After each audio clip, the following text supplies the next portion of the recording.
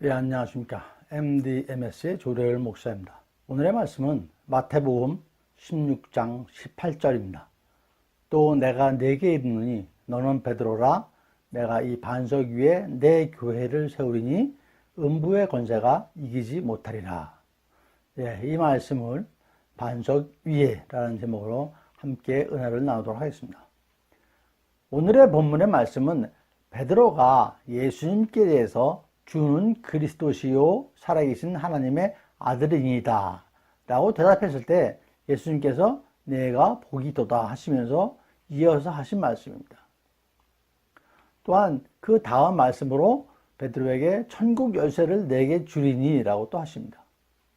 베드로의 믿음의 고백에 예수님께서는 이 반석 위에 라고 하시면서 반석과 같은 믿음의 고백 위에 주님의 교회를 세우겠다고 하신 것입니다. 또한 그런 베드로에게 천국 열쇠도 주시겠다고 하셨습니다. 베드로의 예수님에 대한 믿음의 고백에 예수님께서는 큰 축복이 임하는 장면입니다. 관련해서 세 가지 메시지를 전하고자 합니다. 첫 번째, 예수님은 우리의 반석이십니다. 구약 성경에서도 반석이라는 용어가 사용되었습니다. 출애굽기 17장 6절입니다. 내가 호렙산에 있는 그 반석 위 거기서 내 앞에 서리니 너는 그 반석을 치라. 그것에서 물이 나오리니 백성이 마시리라. 모세가 이스라엘 장로들의 목전에서 그대로 행하니라 라고 기록되어 있습니다. 하나님께서 반석 위에 계시고 모세부로 그 반석을 치라고 하십니다. 그러면 목말라는 출애굽 백성들에게 물을 주겠다고 하십니다. 다윗의 시편에 반석을 찬양하는 고백이 많이 나옵니다. 시편 18장 2절 보시겠습니다. 너무 잘 알고 계시는 그런 말씀이시죠.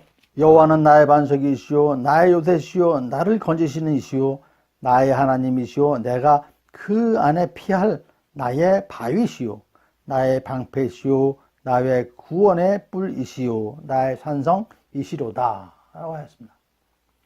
시편 17장 10편에서는 능력의 반석, 94장 22편에서는 피할 반석, 73장 26절에서는 내 마음의 반석이라고 찬양을 합니다. 또한 신약에 바울은 반석을 강한 능력, 안전, 보호, 피난처 등으로 표현을 했습니다. 사무엘 하 22장 2절에도 여호와는 나의 반석이시오 요새시오 나를 위하여 나를 건지시는 자시오 라고 고백을 합니다. 반석은 변함도 흔들림도 없는 상징의 말씀인 것입니다. 주님께서는 항상 나를 지켜주시고 또한 언제 어떠한 상황에서도 변함없이 나를 건져주신다고 하십니다. 신약성경에 고린도전서 10장 4절 말씀입니다. 고린도전서 10장 4절 말씀인데요. 다 같은 신령한 음료를 마셨으니 이는 그들을 따르는 신령한 반석으로부터 마셨음에 그 반석은 곧 그리스도시라 라고 되어 있습니다. 아까 반석 위에 하나님께서 서 계시겠다고 말씀하셨죠. 그리고 반석을 치면은 물을 나온다고 말씀하셨습니다. 다 같은 신령한 음료를 마셨으니 이는 그들을 따르는 신령한 반석으로부터 마셨음에 그 반석은 곧 그리스도시라. 신령한 음료가 무엇이겠습니까? 생명의 물로 광야에서 여호와 하나님께서 택하신 신령한 반석을 통해서 물을 마시는 것입니다. 그와 같이 죽음에서 우리를 구원한 반석, 그 반석이 곧 그리스도이심을 고백하는 말씀입니다.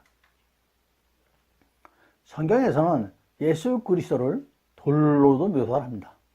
베드로전서 2장 6절에서 7절 말씀입니다.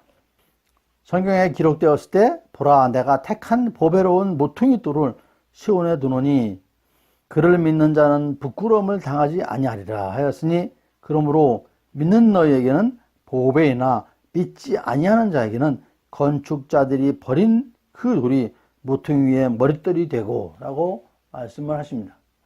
성경에 기초석, 모퉁이돌, 머릿돌 이런 용어들이 자주 등장하는데 그 배경에는 고대 팔레스타인 지방의 유대인들이 집을 지을 때 세 종류의 돌이 매우 중요하였다는 것에서 유래되었다고 합니다.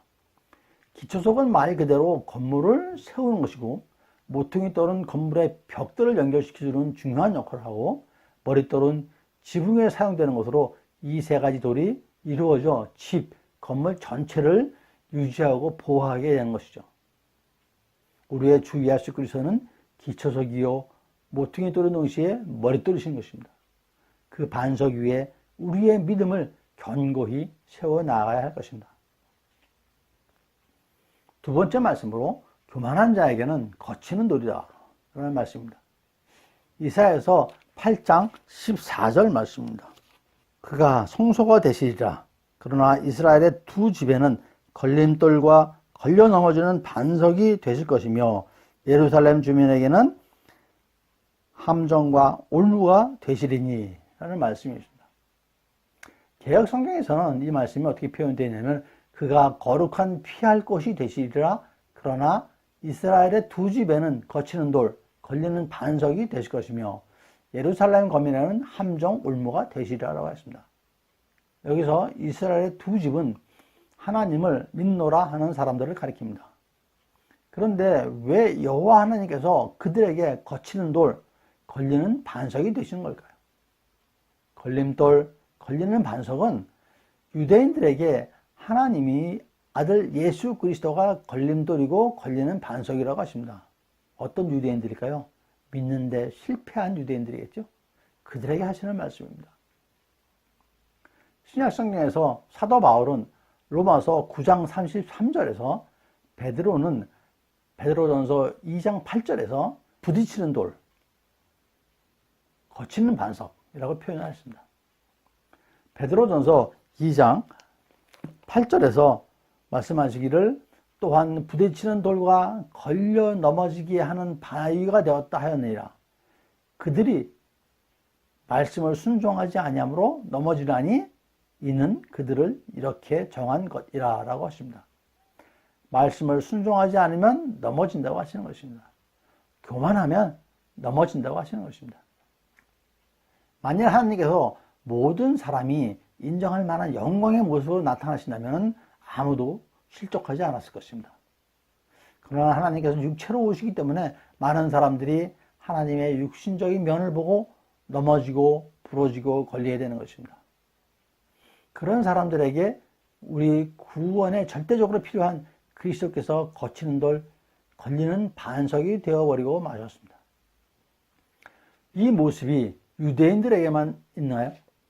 주 예수 그리스도를 거절하는 모든 사람들, 그리고 그리스도를 거치는 반석으로 여기는 모든 사람들에게 해당되는 것일 것입니다. 어째서 이들에게 예수 그리스도가 부딪히는 돌, 걸려 넘어지는 반석, 거치는 돌, 거치는 반석이 되었을까요? 한마디로 교만입니다. 지성의 교만, 도덕성의 교만, 선행의 교만, 성취의 교만, 이해의 교만, 이런 것들입니다. 거듭나지 않은 사람은 자기 힘으로, 자기 노력으로, 자기 열심으로 이루어야 하기 때문에 십자가에 걸려 넘어지고 걸려 자빠지게 되는 것입니다. 학자 라인홀드 니버는 인간이 갖는 교만의 네 가지를 제시하셨는데 첫째는 지적인 교만입니다. 배운 사람은 배운 것이 교만의 원인이 될 수도 있습니다. 모르면 모르기 때문에 겸손해지지만 배우면 알기 때문에 가만히 있기가 어려운 법이라고 하는 것이죠. 두 번째 교만은 영적인 교만입니다. 영적으로 뭔가를 체험한 사람은 그렇지 않은 사람한테 비해서 상대적으로 교만해지기가 쉽습니다. 세 번째는 권력의 교만입니다. 권력을 준 사람, 권력이 높은 사람은 상대적으로 그렇지 않은 사람에 비해서 교만해지기 쉬운 게 일반적인 현상이라고 합니다. 마지막 네 번째로 도덕적 교만입니다. 도덕적으로 스스로 깨끗하다고 하는 사람이 상대적으로 교만에 빠지기가 쉽다는 것입니다. 여러분은 어떻습니까? 한번 묵상해보는 시간이 되시길 바랍니다. 셋째로 순종하는 자에게는 산돌이신 예수님이십니다.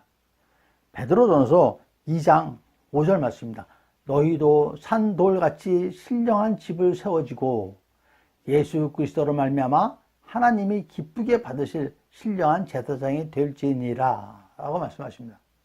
여기서 산돌이란 영어는 리빙스톤이라고 합니다. 모퉁이 돌, 머릿돌, 부딪히는 돌 등과 함께 베드로가 인용한 예수 그리스도를 가리키는 표현입니다. 산은 헬라어로 자오라고 하는데 생기 있는, 살아있는의 의미를 갖고 있습니다. 즉 살아있는 돌, 생명이 있는 돌이라는 의미로 갈라디아서 3장 11절 말씀에서 의인은 믿음으로 살리라 에서와 같은 의미로 사용은 되었다고 합니다. 즉 생명이 있는 믿음의 신령한 집을 의미한다고 할 수 있습니다. 특히 생명의 돌, 생명의 머릿돌로 죄와 허물로 죽을 수밖에 없는 우리에게 생명을 주시고 새 생명체로 신령한 공동체인 교회를 세우시고 살아 움직이게 하시는 예수 그리스도의 사역을 강조하는 의미라고 볼 수 있습니다. 우리가 믿음으로 믿는 예수 그리스도는 십자가 죽음에서 부활하시어 살아계십니다. 생명으로 우리 곁에 계십니다. 순종의 십자가에서 부활하신 것입니다. 예수님께서 순종으로 십자가를 지셨고 죽음을 택하셨습니다. 그리고 다 이루었다라고 말씀하십니다. 그러므로 우리가 구원을 받은 것이고 이것이 그리스도의 구원이신 것입니다. 예수님이 주가 되심과 그의 부활하신 사실을 분명히 믿게 될 때 그것이 우리의 삶에 영향을 미치게 되고 우리의 삶 속에서 나타나 결과를 반드시 그것을 말하게 만드는 것입니다. 우리 믿음을 표현하는 것은 우리가 마음으로 그러한 것을 믿고 있느냐를 가름하는 척도가 될 수 있는 것입니다. 참다운 믿음과 순종으로 거치는 돌과 부딪히는 돌이 아닌 주춧돌, 머릿돌, 모퉁이 돌이 되시는 예수 그리스도의 반석 위에 저와 여러분의 이름이 새겨지시기를 축원드립니다. 오늘도 함께해 주신 여러분들께 감사드립니다. MDMS의 조례을 목사였습니다.